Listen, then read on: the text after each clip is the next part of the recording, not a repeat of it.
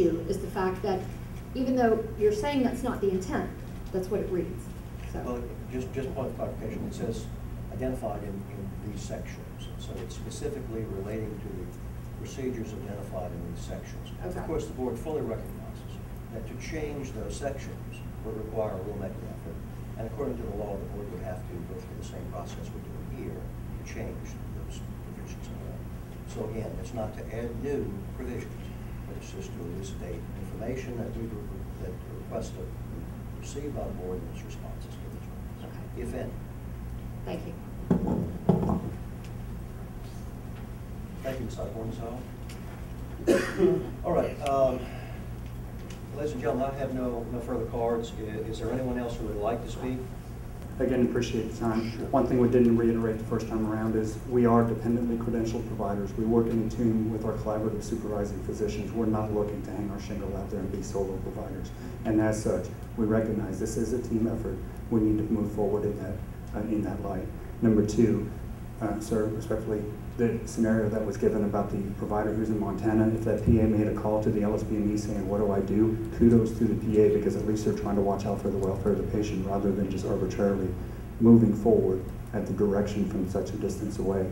I have very many colleagues who have left their practice, left their source of income in an effort to get away from situations where they could potentially put patients in jeopardy or put their livelihood in jeopardy. That's not what anybody's intent is. They're looking for the overall safety and welfare of the patient. Number three, we have a PA advisory committee. We'd like to work with them to say on all matters, per the legislation, on all matters dealing with physician assistant practice, utilize them, get the opinion, read their opinions, and implement their opinions, because ultimately they're working with PAs. We got supervising physicians that are elected to that board. We've got physician assistants that are elected to that board. Louisiana Academy of PAs is determined and dedicated to working with the LSBME, and we appreciate again all the time that we've had individually and collectively as a group to working with all of you, and look forward to conventions. Thank you so much. And on behalf of the board certainly appreciates and believes it has a good working relationship with its PA advisory committee. Frequently, they have occasion to liaison with the committee. The committee appears before many of its meetings, and has often an opportunity to communicate with them. So again, the board certainly appreciates the PA advisory. Yes, Doctor. May I make one brief comment? One brief comment? Yes, sir. Gene Berry from Baton Rouge. Yes, sir. One common thread I see is that we're having difficulty if you want to provide guidelines and providing that maybe with the correct basis.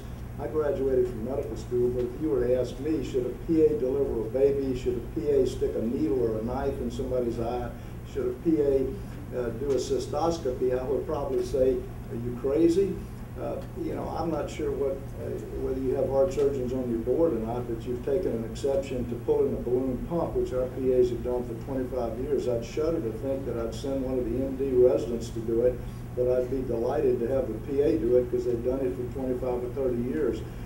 You seem to be getting your information on what to add or delete from the procedures allowed from specialists like myself. If you came to me to ask for a urology procedure, okay, I'm not qualified to give that. With all respect to my urology friend, he was appalled that we would be having PAs pull balloon pumps, but I don't know how much he knows about balloon pumps, and I certainly don't know a lot about cystoscopy. But I think if you get your list from specialists who deal with these procedures on a daily basis and know what PAs can and are capable of doing, you'd more accurately define their workload. Thank you, Dr. Barrett. Dr. Ferdinand was a cardiovascular surgeon. He just rotated off the